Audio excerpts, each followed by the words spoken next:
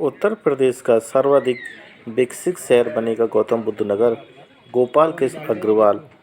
खुर्जा नगर में गोपाल की चौपाल का आयोजन किया गया, जिसमें सैकड़ों लोग जुटे। लोकसभा चुनाव पास आते ही सभी पार्टियां जहां सक्रिय हो गई हैं, वहीं खुर्जा में गोपाल की चौपाल कार्यक्रम का आयोजन किया गया। कार्यक्रम खुर्जा की वैशाली कॉलोनी में आयोजित किया गया।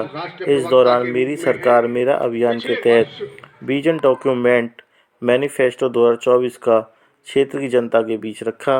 इस दौरान पुस्तक और पम्फलेट का विमोचन भी किया गया। इस दौरान दर्जनों की संख्या में लोग उपस्थित रहे और नमो ऐप और अन्य सभी जानकारियां प्राप्त की। खबर यूएमएच न्यूज खुर्जा।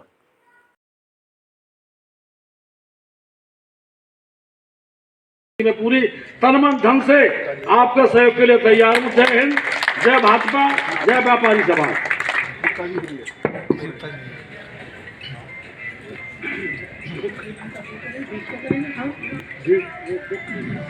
अभी कर देते हैं। मैं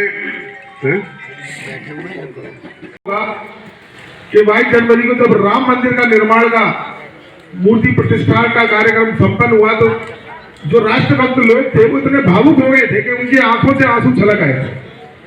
वो ऐसा दिव्य दृश्य था जिसे हम अपने जीवन काल में लगातार संघर्ष की स्थिति में देखते आ रहे थे। 500 वर्षों की गुलामी का प्रतीक वो हमारे ऊपर जो अभिशाप था वो समाप्त हुआ। भगवान अपने घर में विराजमान हुए, जिससे सभी को अलौकिक आनंद प्राप्त हुआ। और ये सब इसलिए हुआ कि आपने एक मत होकर इस देश के प्रधानमंत्री को नरेंद्र मोदी के रूप में चुना, जो लगातार आप उनकी जीवन दिनचर्या को अगर जानेंगे तो मात्र 6 घंटे सोने वाले व्यक्ति हैं वो। हम भी आलस में एक बार कर जाते हैं, यार छोड़, आज तो शरीर दुख रहा, रहने दे, आज आराम करते नहीं जाते पार्टी की मीटिंग। लेकिन वो आपके लिए, विशेषकर महिलाओं के लिए, किसानों के लिए, युवाओं के लिए, गरीबों के लिए लगातार काम कर रहे हैं।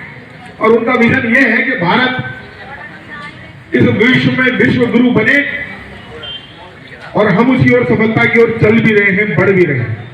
अपने परिवार के या किसी व्यक्ति को प्रधानमंत्री बनाने के उद्देश्य से काम कर रहे हैं, और इतने तक वो गिर जा रहे हैं कि राष्ट्र हित को भी खत्म करने के लिए या उसको भी खत्म करने की वो चिंता नहीं करते।